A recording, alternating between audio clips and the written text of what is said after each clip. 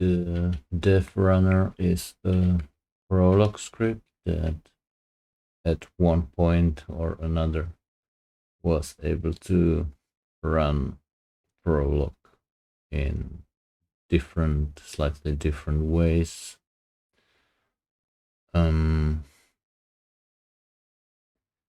It also handles the problem that Prolog would not.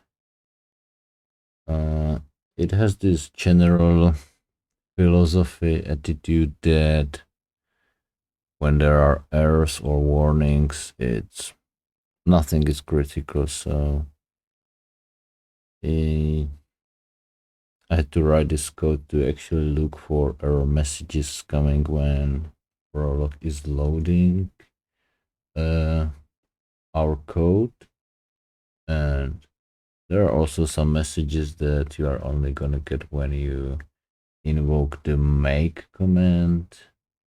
Error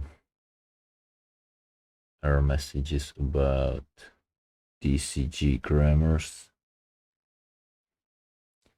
So in development mode, what we do is the dev runner loads the Prolog with our code, looks for error messages, but filtering out some known harmless error messages. There's this list somewhere. Never mind, doesn't matter. So filtering out the good ones or the bad ones, whatever. And halting if an actual problem is detected. It has some switches to control, like I tried to experimenting with running the compilation step in SWI Prolog. There didn't seem to be any use to that. We can also invoke the goal by passing it on the command line or by piping it to like an interactive Prolog session. It has some advantages to pipe it to an interactive Prolog session, because when an error is thrown inside the Prolog code, you get to get the graphical debugger when the top level is reached, but it's not reliable in production. So the normal way is to use the G switch parameter to Prolog and pass the goal on the command line. But it can be useful to, okay, it's right here actually, for in the hardcore debug configuration.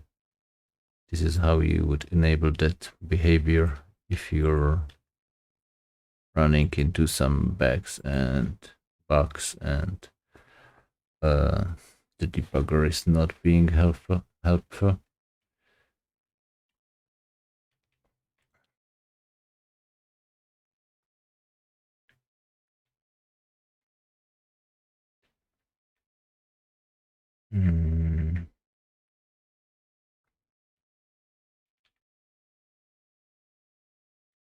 Yeah, it has a nice help. So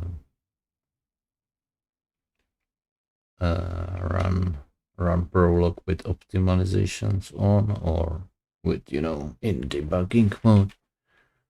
Compiling, like I said, it didn't seem to have any positive effect. Pipe the goal or pass it on the command line. Halt on problems, or maybe don't, not sure. We always do. This is the whitelist file.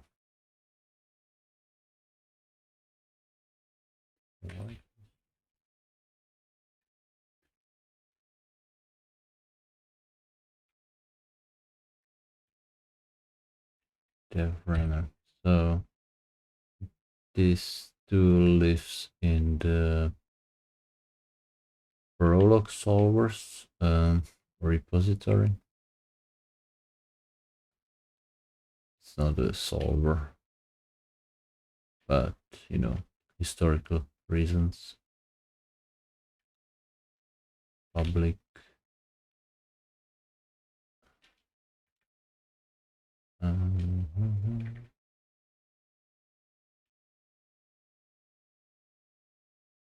No, this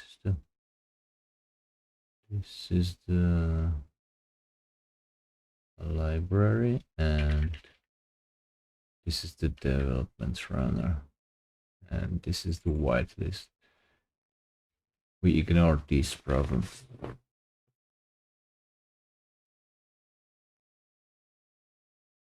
Or ignore, really we just ignore these exact lines.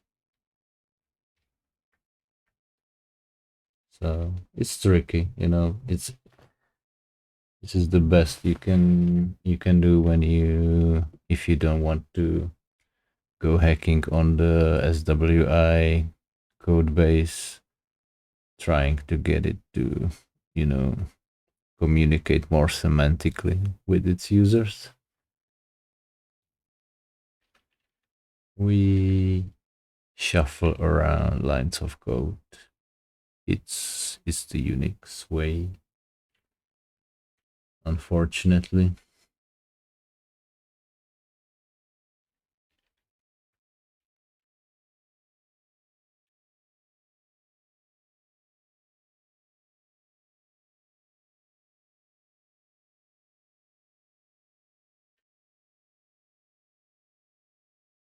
So this is the check syntax step where it invokes the prolog with the code base, just loading the files, not running any goals, and then watches the output. And if you are lucky, you get syntax seems okay. And there's the option to run with compilation, without compilation. I believe that's what's used normally. And with top level, this is the option where it's piping the goals.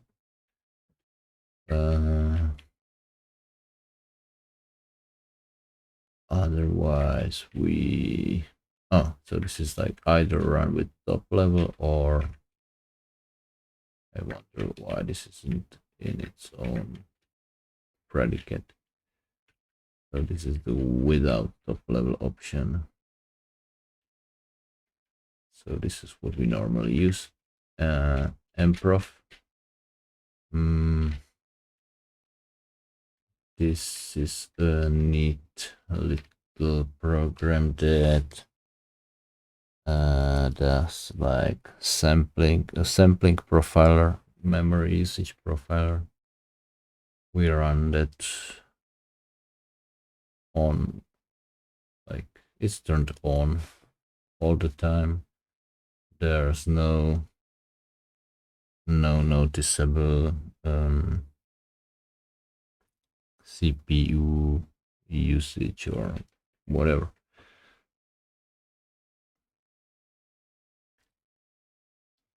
And we actually use this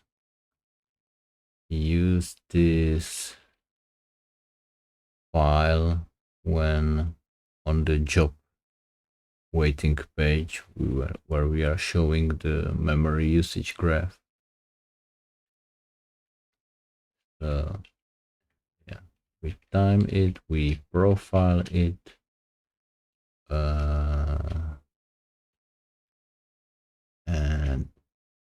inside all that we run the prolog with all the options, goal, the entry point script. We redirect the output.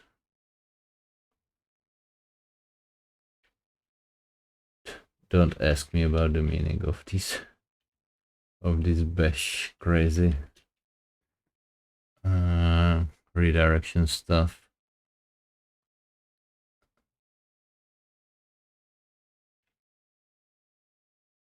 Is it something like redirecting the standard output to a file and the error to the grep? I don't know. Don't remember, sorry.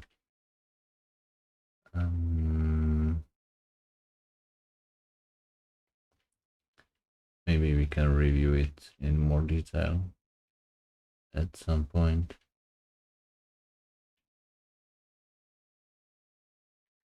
Optimization flags. Top level again.